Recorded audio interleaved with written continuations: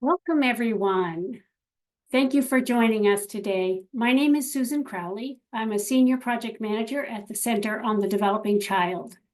We are delighted to have you join us for today's webinar, Solutions Spotlight: How Communities Are Leading Efforts to Ensure Clean Water Access. Whether you're joining us for the first time or have been a regular at our webinars here at the Center, we're glad to have you here for this discussion today. Today's webinar is the second we're bringing to you on the topic of water access and quality. The Early Childhood Scientific Council on Equity and the Environment published a working paper on this topic last year, and we'll share a link to this working paper and a related Solutions Spotlight publication the Center created in the chat now. You can keep an eye on the chat throughout today's webinar for other relevant resources.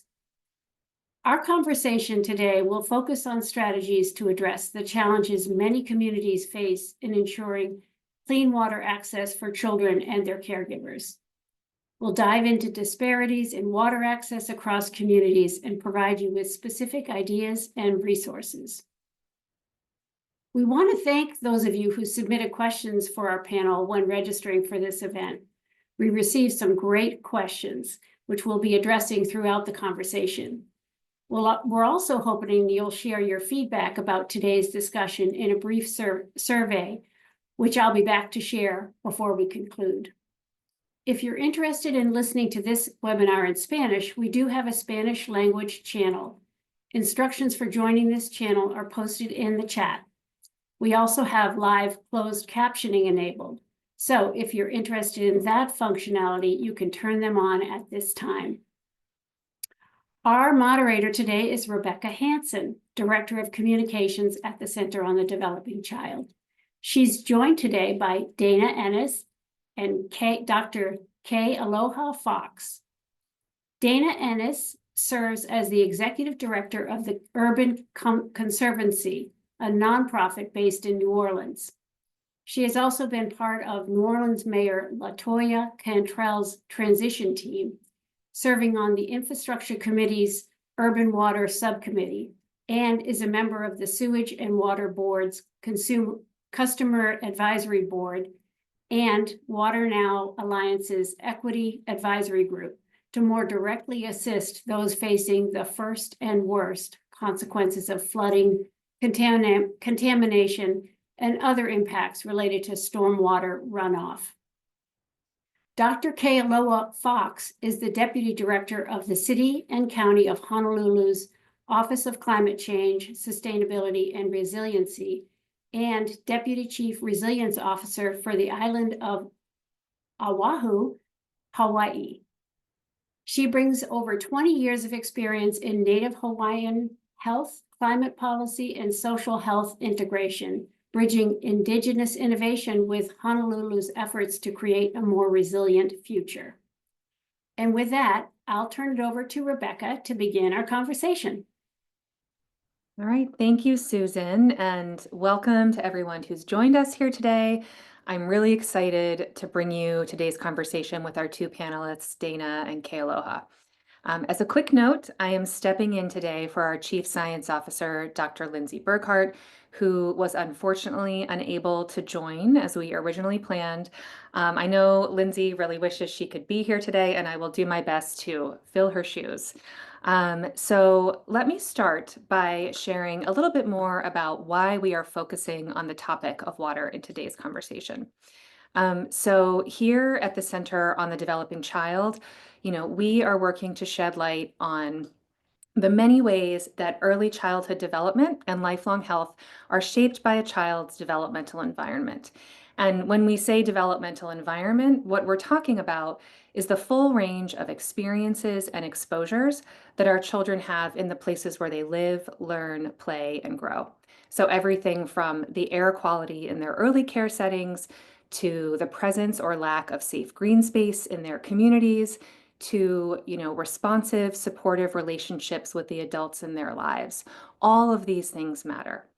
And what surrounds us quite literally shapes us, including children's developing biological systems. And the influences from the developmental environment can be both positive and negative in the impacts that they have on children. So those influences can fuel healthy development, things like breathing clean air, having access to safe, stable housing and nutritious foods. And those influences can also disrupt development. So things like toxic air from wildfire smoke or exposure to extreme heat during a heat wave. All of our children's developmental environments really have a mix of both positive and negative influences. And water, our focus for today, plays a critical role in the developmental environment in many different ways. So, as we all know, water is essential for life. Our bodies need a near constant supply of water, and its availability and quality are essential for child development and lifelong health. And in the United States, the systems that, were once widely assumed to produce nearly universal, clean, affordable, and trustworthy water have serious gaps and challenges. Additionally, in many places, our freshwater supplies are being threatened by droughts, overuse, and contamination, all of which are made worse by climate change. So, for example, when an extreme rain event leads to flooding, drinking water can be contaminated when standing floodwaters leak into wellheads and percolate into well fields and other groundwater supplies that feed our drinking water systems. Children are particularly sensitive to what's in that water, including contaminants. They consume more water per pound than adults, so they ingest these things at higher doses. Their immune systems are also less developed than those of most adults, and the protective barrier around their rapidly developing brains is still forming, meaning that the toxic chemicals and contaminants are more likely to cross into the brain during pregnancy and early childhood, with potential for lifelong impacts. And in addition to these and other direct impacts on young children's developing biological systems, the increasing frequency and intensity of extreme weather events like floods and droughts can have important indirect effects on development. So when these types of events damage housing and infrastructure, families are often displaced, which can lead to major life disruptions in everything from accessing childcare and healthcare to food and other essential services. And caregivers can also be affected by physical injury, or they may suffer the loss of jobs or social support networks, or even a loved one. And these situations and the stressors that they bring can lead to adverse mental health effects for caregivers, including things like anxiety and depression. This can all then impact children's development by affecting a caregiver's ability to provide for a child's basic needs, like food or housing, as well as the daily structure and routine and responsive caregiving that we know is so critical for supporting healthy development. The good news, which is a lot of what we're here to talk about today, is that there are many strategies and actions that we can take to reduce harm and support the health and development of our children. And communities across the country are putting these strategies into place already in all sorts of ways. And so it's great to have Kealoha and Dana join us for this conversation, as they both can really offer some great examples of solutions and strategies that we can implement in our communities to support young children and their caregivers. So I will welcome you both again. We are very excited to be here with you both and learn from you today. Thank you. So I'm going to start with Kealoha. Can you share a little bit more about your work in Hawaii and your recent efforts to ensure children have access to clean and safe water supplies? Aloha, ve'ili nā mai me ke aloha kākou, aloha me ka ha'aha'a, me ka oia'i'o. Thank you so much, Susan and Rebecca, and thank you to Harvard and its Center on the Developing Child and Team Spotlight. I'm really thrilled to be here today, especially with Dana. I can already tell we need much longer than an hour. I wish we could actually host a whole workshop on this. Dana, it's really quite a pleasure to be with you today, and thank you for all of the work that you've done over the years for your communities, as I get to share a little bit about mine. So just as you stated, Rebecca, clean, safe, accessible water here in Hawaii looks different. And it looks different in each and every community and place. And that's really, I think, always the starting point. That's the foundation, right? Is how do we have that relationship with water in all of its forms and its sources so that we can really understand those functions and the ways that it affects all of us, but especially our children, our youth, right? We refer to them as our keiki, our opio, just a really tremendous part of their life and their growth is situated here in their ability to connect with place and to connect with these resources from a really early age and to build that bond so that their relationship isn't just one of extraction and looking at water as a utility like you might often find in a municipality, but looking at water as really that source of life, just as you mentioned in your introduction. And so in Hawaii, we refer to water in all of its many forms. So Vai is our fresh water, Kai is our seawater, the Alawai is our canals that distribute water throughout neighborhoods from the uplands to the near shore areas. Our Punavai are actually the spring waters where the water is so pure and so clean. You've never tasted something as precious in your whole life as when you're able to go up to the Punavai and really take in that, just magical resource yourself. Our Kaiko'o is our high surf. That's what we're seeing now within climate change. Our Moana is our ocean, these waters and seas that actually connect all of us, that show that we are a part of a system that together we need to really address as a shared global community. And our ua, that's our rainwater. That's so much of what we need to replenish safely our groundwater reserves. But we know that those are really shifting conditions during climate change as well. So just like you said, Rebecca, water is life. We say oli kawai here because that is so much a part of our origin story. And for us as Kanaka Iwi, as Native Hawaiians, our relationship to water really has to be understood firstly through an Indigenous perspective prior to jumping into any singular view or collective solution that we might want to effort and resource around.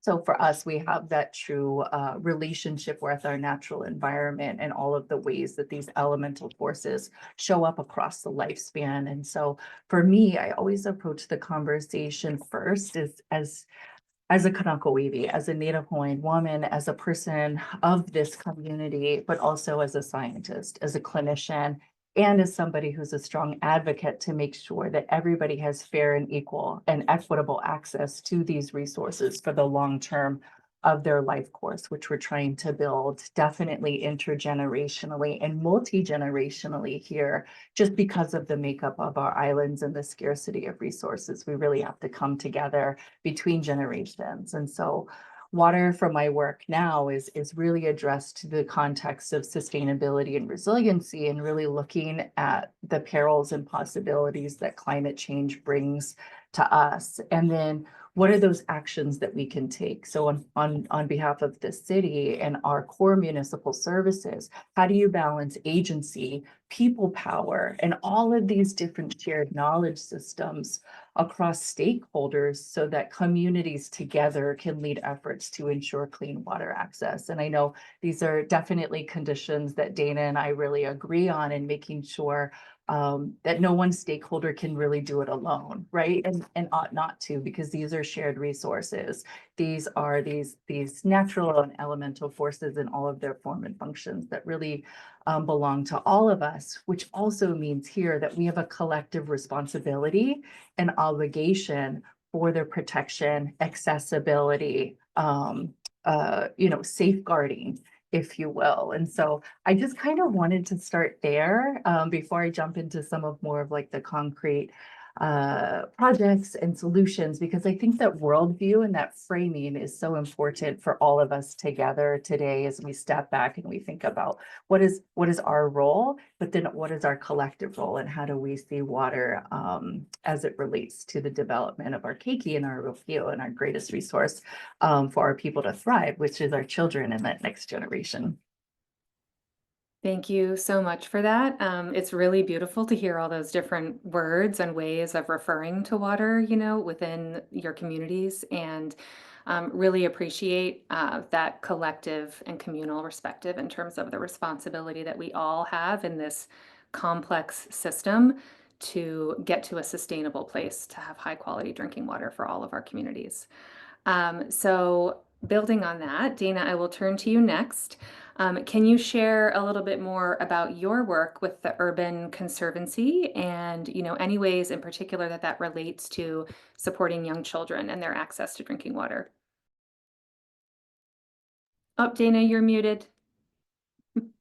I certainly can. I don't promise to be as eloquent as Kealoha was. I just was sitting here like, this is my poetry and my motivation for the day and for moving forward, because that was just really beautifully put. So thank you for that.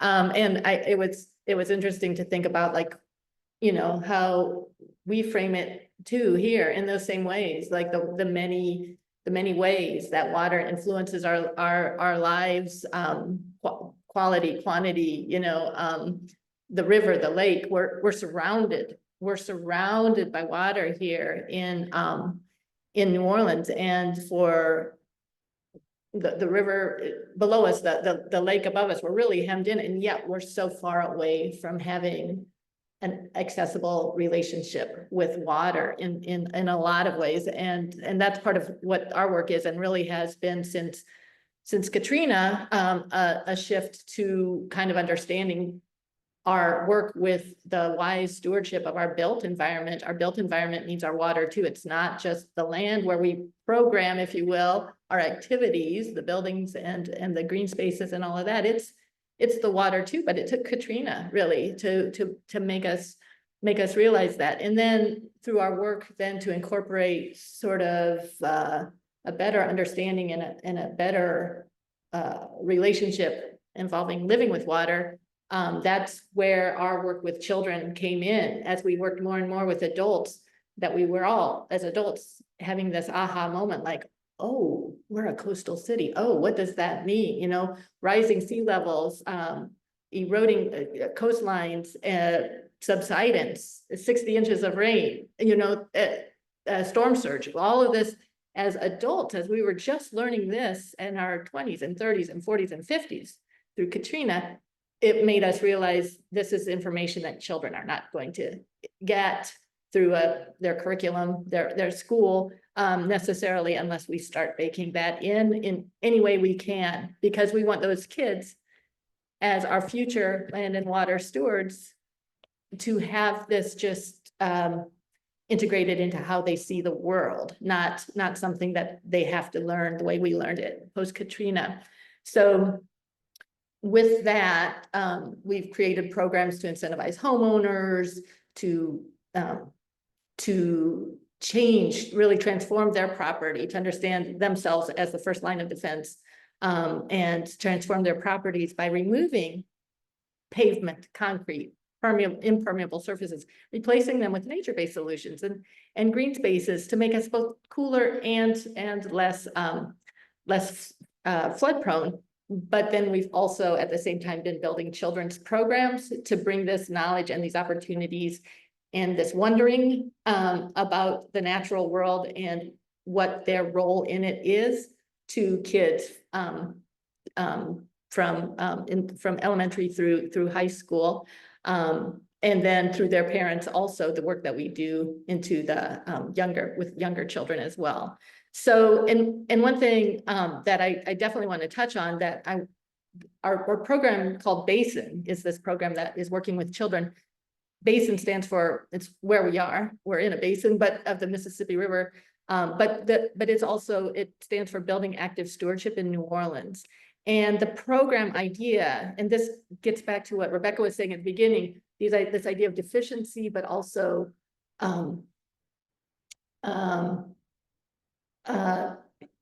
opportunity, possibility, as Kealoha had said, within deficiency. So Kendrick was, as a native New Orleanian, grew up here.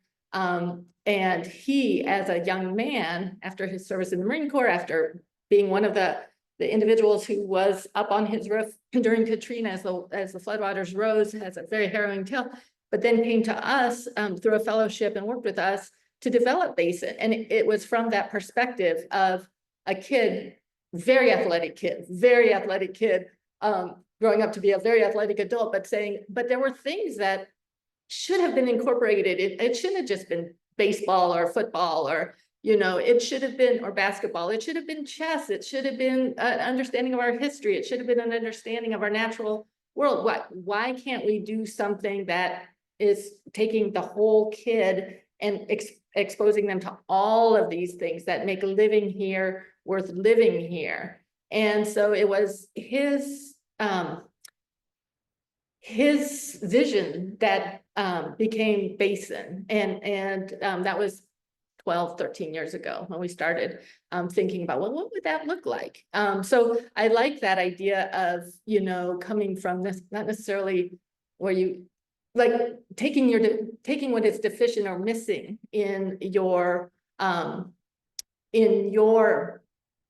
life and looking at that and knowing that's not right, and developing a passion and sort of a mode of action from that. And I love to see that and support that. So that's part of what we're doing. And then just in addition to that, with Basin, we have also are working in lots of schools, bringing these ideas, this sort of how can we, let's design thinking, if you will, to their playgrounds and saying, what is it that we can do together to create a better, safer, more enjoyable, cooler, less puddled playground for you, and helping them work as 8-year-olds, 9-year-olds, 10-year-olds start thinking about what it is that they can influence within their own environment to make them feel safer and healthier. And that program is called Youth Envision. So we're working in several schools with several partners on that as well. That's great. Thank you. And I really appreciate the sort of whole child perspective that it sounds like you both bring to this work in terms of, you know, helping children also to understand their relationship to water in the natural world. And I also appreciate, Dana, you mentioning the importance of the built environment when we're thinking about water, because at the center, when we talk about the developmental environment, both the built and natural environments are a big part of that. And I think we often think of water as part of the natural environment and a natural resource, which of course it is, but it absolutely crosses over into that built environment domain in terms of how it flows to us and around us. You know, the way we structure that built environment has a big impact. So, you know, just to revisit really quickly where I sort of shared at the start, you know, the systems in our built environment that, you know, bring water to us in the United States, we've, I think, often assumed in the past that these are providing universal, clean, trustworthy water to our homes and other places. But, you know, in reality, there are some serious challenges that we face on that front, including the fact that our freshwater supplies are being threatened increasingly by droughts and overuse and contamination. So a question for both of you, maybe starting with Kealoha, can you talk a little bit about how you are observing disruptions in clean water access affecting the communities you serve, particularly the children in your communities?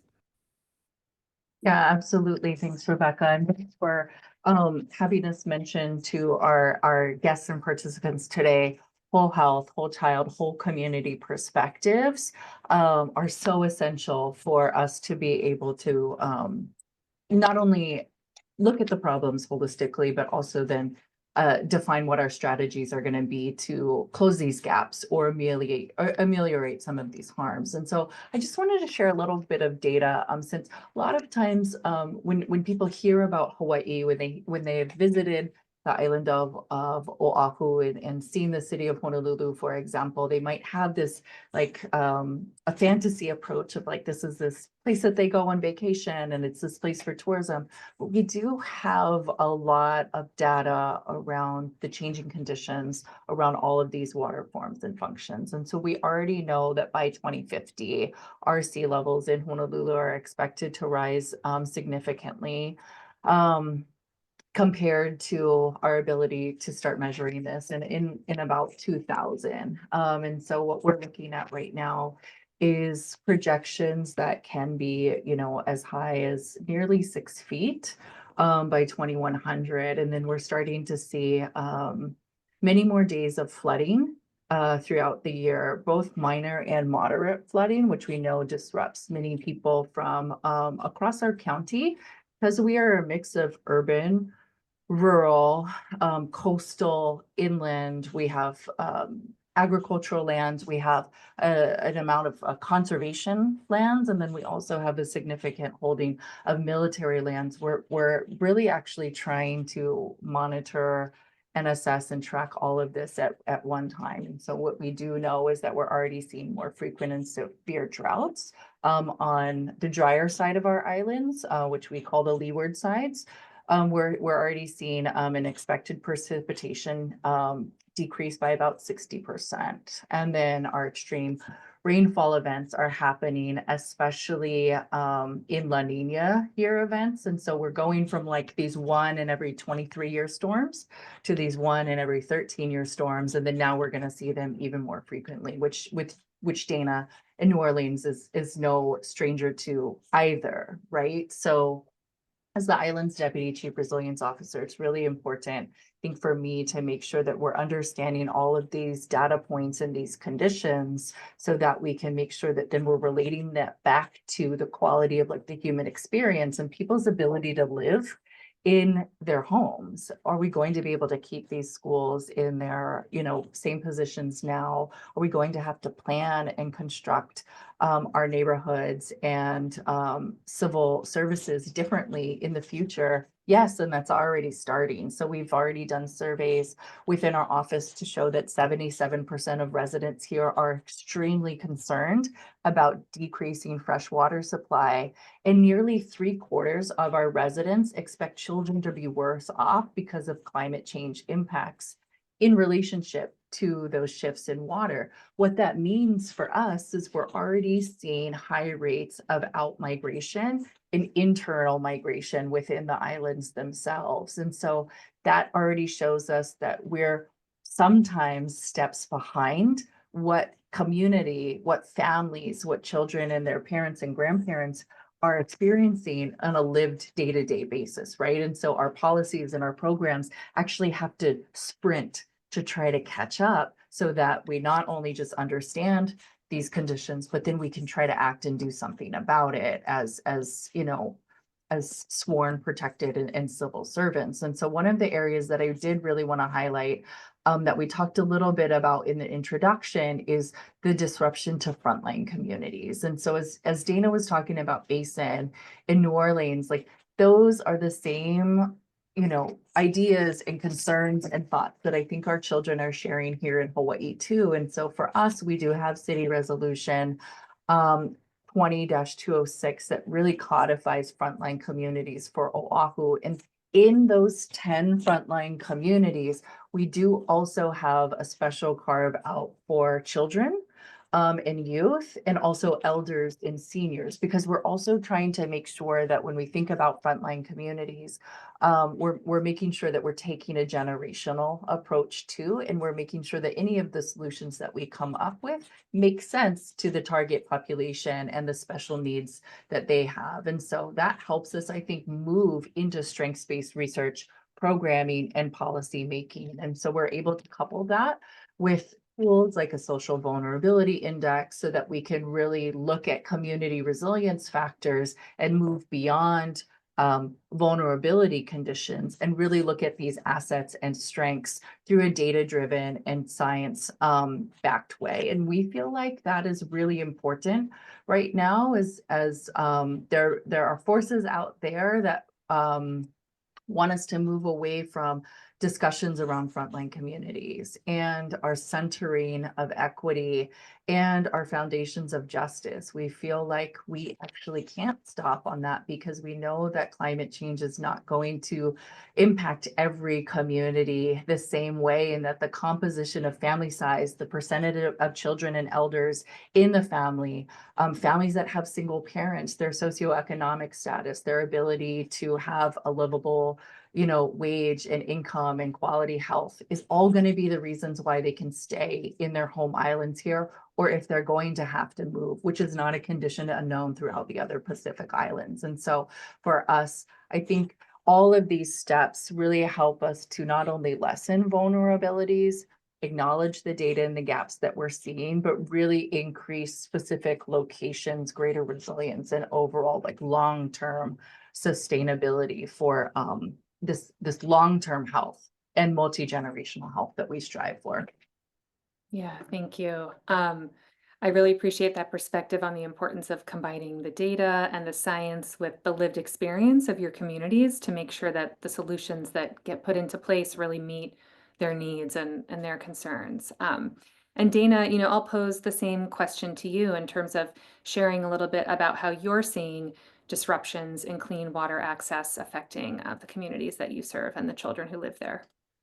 Absolutely. And I think I'm just waiting for, I don't know if it's just me or if we're all hearing the word polycrisis more and more these days. Suddenly that's the word. But I'm waiting for the book, Parenting Through Polycrisis, because it feels like what we are talking about is families dealing with, when we talk about unpredictability in weather, we're talking about unpredictability in our own daily lives, and we're talking about unpredictability in whether we can get our kids to school and whether the schools will be able to be open, like whether or not we have a hot boil water advisory in New Orleans that happens periodically, what that means for our kids. So I think, as we think about this, where we are in New Orleans, is trying to become comfortable with the sort of, I don't want to, it sounds like I'm saying let's normalize trauma, and I'm not. I'm saying let's plan for continued disruptions and think about how they're affecting us, including our clean water access. And clean water access, I mean, we can focus on the drinking water piece of it, but for us, that clean water access means so much. It means developing a comfort with water, like knowing you can basically trust the water that is around you and having access to water to develop something other than a kind of a trauma-informed reaction to water. I guess anecdotally, I just want to say, and I mentioned this, in 2010, we did a TEDx NOLA talk down here, and one of the speakers has a presentation called Lido, New Orleans, I think, and he was just talking about how post-Katrina, like a lot of what we have here is trauma around water, and that's intergenerational. That's passed from parent to child. The anxiety around water, stay away, don't touch that. It's also the lack of access doesn't help. We don't have comforting ways to interact with water. So I encourage you. It's old, but it's 6 minutes, and I encourage you to take a look. It's important. But along those lines, it's sort of like, how do we mitigate for those potential disruptions? So there are things that are happening at the city level in partnership with the state, the municipal level, in terms of lead line replacement, that can reassure parents that water coming into their home, the water coming to the line coming into their home is safe and healthy and regulated and clean. The water that from that last little chunk from the street to their house may not be, depending. We're a 300-year-old city, and those pipe, some of those lines are about that old too. So, a lot of those are lead pipes. So there is a replacement effort underway there. There are things that we're doing, investing in resilience hubs that keep us from having to necessarily evacuate, to shelter in place as safely as we possibly can, where you don't have to worry about disruption to access to clean water and to other things. If should a hurricane come and our services go down, we're creating these spaces that are accessible for all New Orleanians, public spaces where you can be assured that you can have these essentials, including clean water. I think another thing, and there's another resource I'd like to share with you, and this is a podcast called Water Loop, and it was called, I think it's tapping into the distrust, dissecting distrust in the tap. And I think another part of what we would like to do through investment and good information going out from our municipal water service is to get away from this idea that bottled water is safer or better or healthier, because it isn't. And then it also contributes to the plastic issue. So helping kids to understand that, but also being sure, you know, that what we're saying, that they are indeed safe. So I like the example from, I think it's Michigan, where they have, you know, they are really investing statewide in improving systems within the school systems to ensure that the water is filtered and safe. So these are things that we can look at to ensure that the relationship with water is healthy at that level too, and that the access is not disrupted. That's great. Thank you. That's a lot of different ways and pathways for addressing these issues, which is really helpful to hear. And I really appreciate that perspective on emphasizing the need to plan for continued disruption, because I think that, you know, when we're thinking about the solution space, that's one way to get to that sort of like long-term sustainable resiliency that Kealoha is also talking about. So I do want to kind of sort of get into that solution space now at this point, because I think that's what a lot of our audience members are probably interested to hear from the two of you about. And, you know, just want to note that a lot of these threats and issues that the two of you have been naming and have been discussing are the result of decisions that have been made over time that have shaped the way that our environments are designed and that water is, you know, showing up in our communities. And I think part of the good news, as you've also both been emphasizing, is that we can redesign those environments to address inequities and better support healthy development for all of our children with different decisions going forward. And that includes opportunities across policies, systems, and programs. And you know, here at the center, we tend to think about opportunities in this solution space at 3 different levels, and I'll name those just quickly. So it's protect, adapt, and prevent. So when we say protect, we are talking about immediate actions that we can take to reduce harm to children. So things like implementing an early warning system that enable timely and safe evacuations before an extreme weather event or storm occurs. And when we say adapt, you know, we're talking about allocating resources toward improving current services, systems, and infrastructure. So things like updating sewer systems and water storage facilities so that, you know, the water coming that in our supplies is safe and also protected against those type of extreme weather events. And then when we talk about, you know, prevention, it's really about addressing the root causes behind, you know, our rapidly warming world and, you know, thinking about actions like investing in renewable energy sources. So there's sort of like the small scale, more immediate actions all the way through thinking about the bigger picture. And you've both talked about a lot of different sort of strategies and tools that you're implementing. And I want to just ask, you know, for our audience members who may be in their communities wondering what they can do or what they can advocate for, can you share a little bit more about effective strategies that you've seen in your community or other communities to ensure that children are better protected from the impacts of climate-related water disruptions in their communities? And maybe Kealoha, we'll start with you. Yeah, thanks, Rebecca. And we have similarly in our Climate Ready Oahu plan, which I think I might have for us as a resource in the chat, is we also have these, you know, 3 areas of solutions too. So we're really looking at not simply promoting climate adaptation without also addressing climate mitigation. So we know it's too late to stop climate change and its impacts. It's already happening in my community, in Dana's community.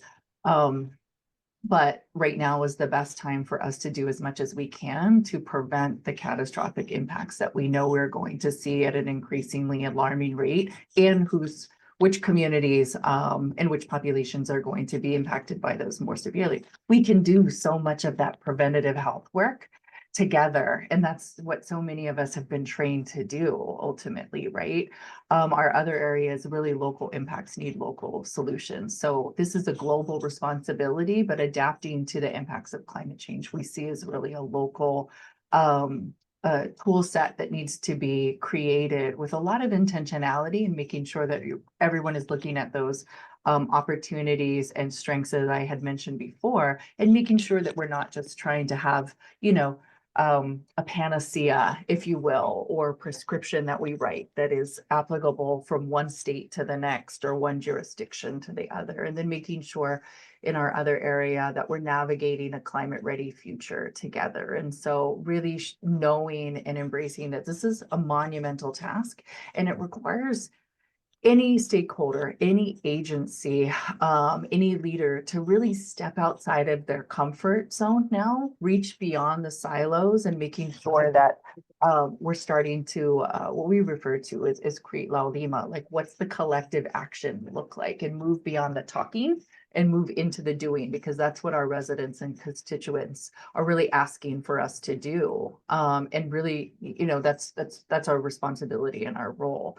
And so when we think about climate mitigation, some of the examples that we know really work in our OLA resilience strategy from 2019 is making sure that we're looking at reducing greenhouse gas emissions from water-based activities. And so we need to make sure that we're increasing sustainable agriculture. And one of the ways that we do that in Hawaii, and especially through an Indigenous perspective, is making sure that we're promoting crop diversification, because we know that that is not only great to decrease water consumption, but that also is really great for the link between water and food as the overall system to help meet children and use basic needs, right? We're really at a basic needs point here when we have 90% of Hawaii's food is imported outside of Hawaii. And that's we can't have that if we're going to continue to adapt to climate change. And that's helping people to prepare for action.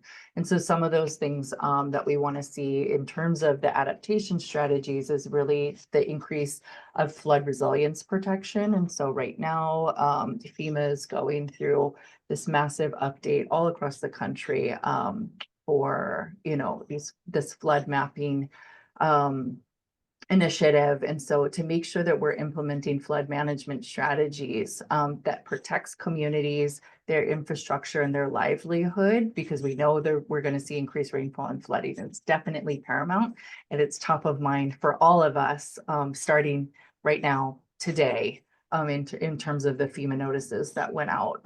Coastal protection for us is paramount. We have to implement coastal protection measures as an island community, as we think about sea level rise, as we think about storm surges, and the tides that we have. It's the full moon right now for us tonight. And while that is really, really magical and beautiful and has all of these different energies, it can also bring what we refer to as like these king tides, where the storm surge is really, really high, and we have people, infrastructure, adult daycare centers, childcare centers right in these areas where the king tides do surge on a regular basis now. And then, of course, our biodiversity stewardship, conservation, and resource management. We have to do so much better at restoring our wetlands, our forests, our natural ecosystems, because not only do they act as carbon sinks, but they also help buffer against those extreme weather events like floods and droughts. And so that we can embrace, water as a resource resilience factor. And so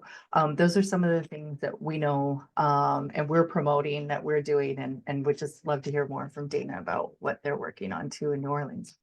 Yeah, that's great. Thank you. And Dana, I would guess that many of those ways of thinking you probably share as another coastal community, but would love to hear from you quickly on any additional thoughts on that front. Sure, completely. I completely agree. And it's so interesting too, because that thing that we didn't know how close we were to water, it sounds like, you can't escape it, but we really, until Katrina, the Mary Landrieu, our senator at that time, describes when she was a little girl in the 70s, she said she would go around with her dad, Moon Landrieu, who was the mayor at the time.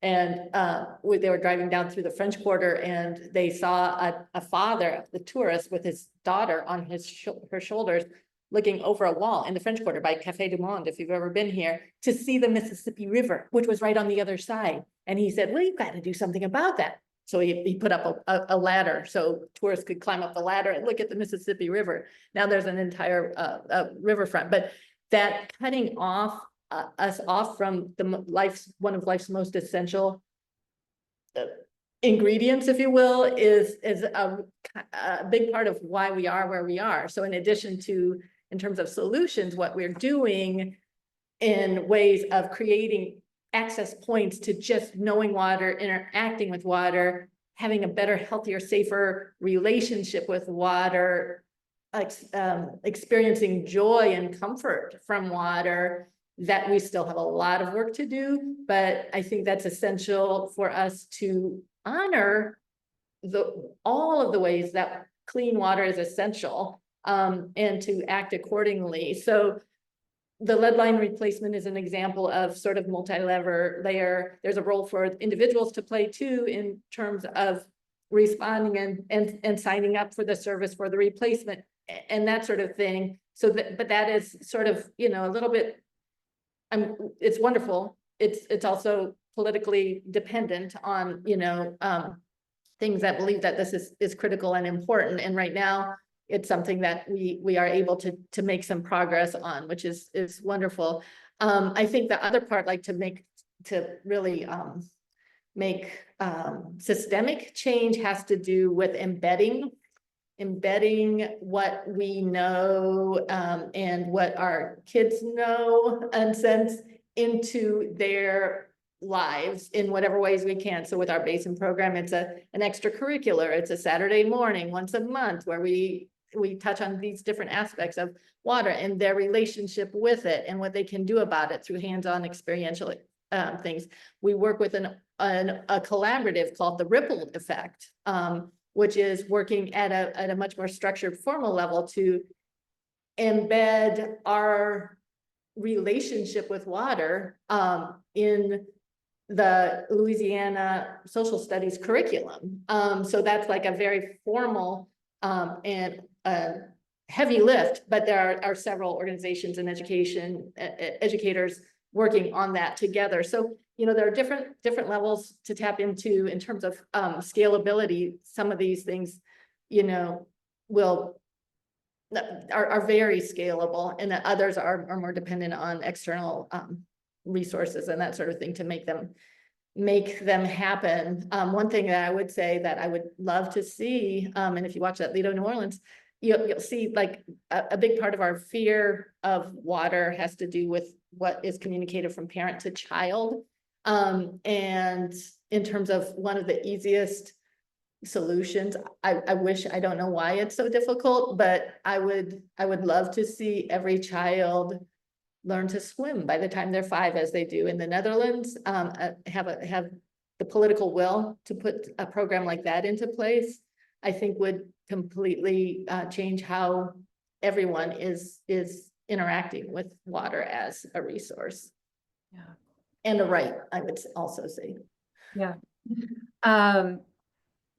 That's great. And I think, you know, we did get a lot of questions from our audience submitted ahead of time. So I want to hopefully have time for at least one of those. And for those of you who submitted questions, thank you again. And even if we don't get to your question, you know, we have them all here now, so we can always think about other opportunities to kind of speak to some of the questions that you shared. But you both mentioned actually sort of like the political context that this work has to take place in different ways. You know, Kealoha thinking in terms of like breaking down silos and moving from talk to action, and Dana in terms of that piece of the political will. And we did get several questions from our audience related to strategies for ensuring that, you know, all children and families can have access to clean water, particularly in this political climate that we're in, which is really sort of changing, you know, every day. And I'm wondering, you know, whichever of you wants to speak to this, or both of you, if you could share your recommendations for ways to advance this work that can bridge political and cultural differences while also taking community needs and perspectives into account. I'm happy to let you go first, Kealoha, as I think about this from my theory. You know, I'll just, I want to thank the audience for that question. I think we're doing that each and every day here in Hawaii. As a Native Hawaiian, you know, the United States continues to occupy Hawaii and our unceded lands of our indigenous territory for many years now. And so we are constantly navigating and code switching and facilitating solutions across bridges, across lines, across silos. And that's just this natural way in which we're trying to bring and restore balance at all times as people. And so, you know, if we're, you know, any example of what you can do for generations to stay positive and stay optimistic and keep doing the work. I think that's so much of what so many folks I'm talking to right now are trying to understand of, like, when these days are really, really hard, how do you stay positive and how do you keep an upbeat approach? And we don't have any other choice, right? There is no plan B for our earth and especially for these resources. And so we have to start and we have to come together. And I know it can be really difficult, but it is why I'm so passionate about the opportunity for local decision making and also local action when we do bring together the whole child, whole health, and whole community perspectives, because it allows you to think beyond federal government or state government either. And it really, like, helps you situate what you can do on such a microcosm and scale that many times actually gets generalized upstream rather than getting the worst of it coming downstream. That's a great answer. I mean, I think there's so much that we can continue to do that is community based, that has nothing that falls outside of the political framework. You know, it's just people to people, it's mutual aid, it's organization to organization, and it's unmediated by those factors that may be saying no, you know, and those are words that are, you know, prohibited. You can't say those things. Well, we can, and we do, and we're going to get, like, as you said, you know, the work must continue and the work will continue because these are lives. So, and I think also just on a very, like, here we live in what is, you know, our slogan, our motto, state motto is sportsman's paradise. You'll see it on some of our license plates. And I think there are points, like looking for those points of connection where you may be very not politically aligned, but you're looking at things that looking across the aisle, if you will, to the person who treasures what you treasure, maybe in different ways. Ducks Unlimited, for example, is often a very great partner with environmental efforts. And those are the sorts of points of connection, like find those points of connection and hold on to those where you can, and, you know, where you can work together, look for the opportunities. And I think I love that code switching. I think that's just absolutely the name of the game.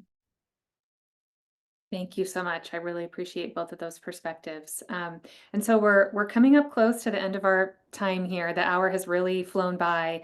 And in terms of just sort of last closing thoughts for this audience, I'm wondering if you could each just quickly share your thinking around what feels most important to you in terms of what needs to happen in the next 5 to 10 years to ensure more sustainable, as we've been talking about, resilience, and importantly, equitable access to clean water in communities across the country.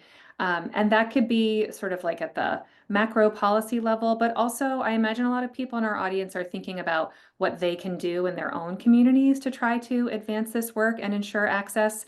So at any level, maybe just sort of one last thought for our audience about what you see as most important, most actionable in the coming years on this front.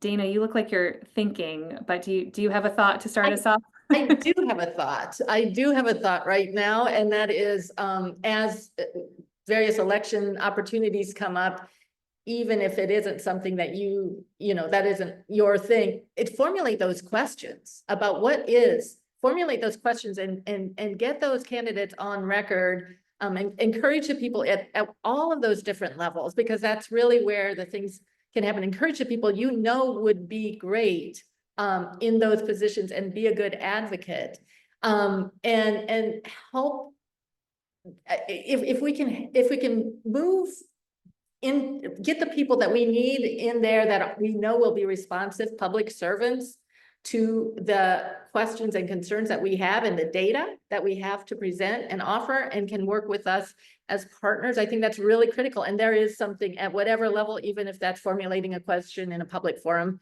at a candidates forum, that sort of thing, and going from there in terms of your level of involvement. I think that's really important right now. That's great. Thank you. And Kealoha, any closing thought?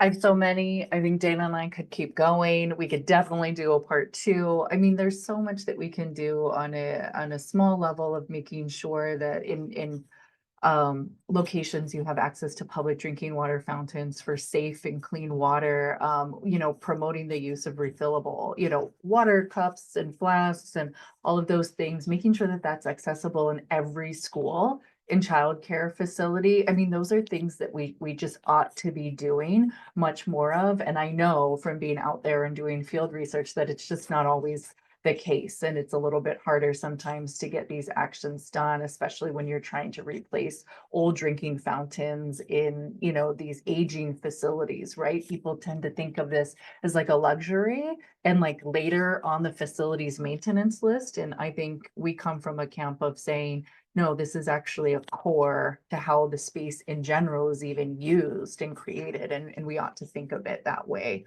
I think everybody should definitely get involved in, whether it's local stream cleanups, really see where your water is coming from, have that connection that we started off on our panel with. Like, there's nothing, I think, that can replace that connection that you see and you feel and you touch and you smell, either in the pristine way or in the degraded way, than being there with your own, with yourself.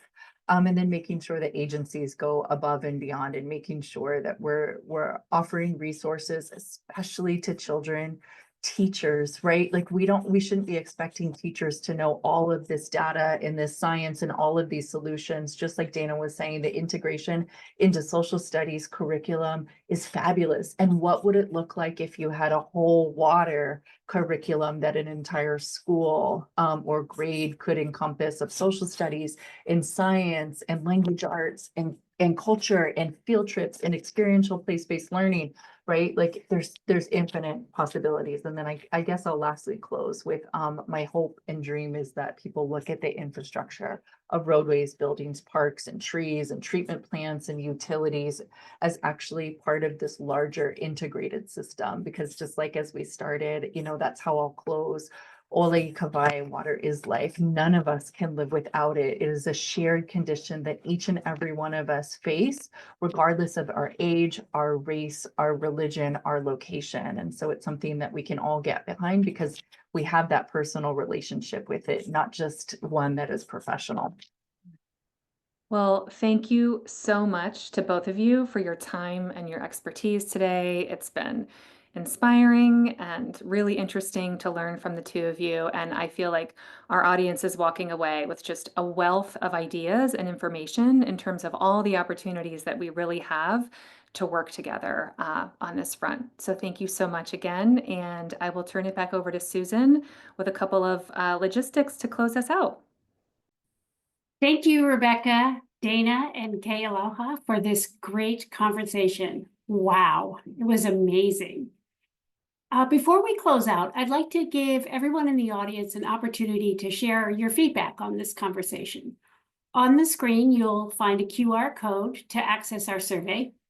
We're also pasting the link to access the survey that way in the chat.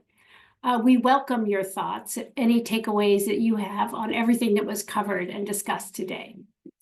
Also, be sure to follow our social media channels and subscribe to our newsletter to receive information about additional webinars and resources from the Center on the Developing Child. And finally, thank you to you, our audience, for being here today, and enjoy the rest of your day.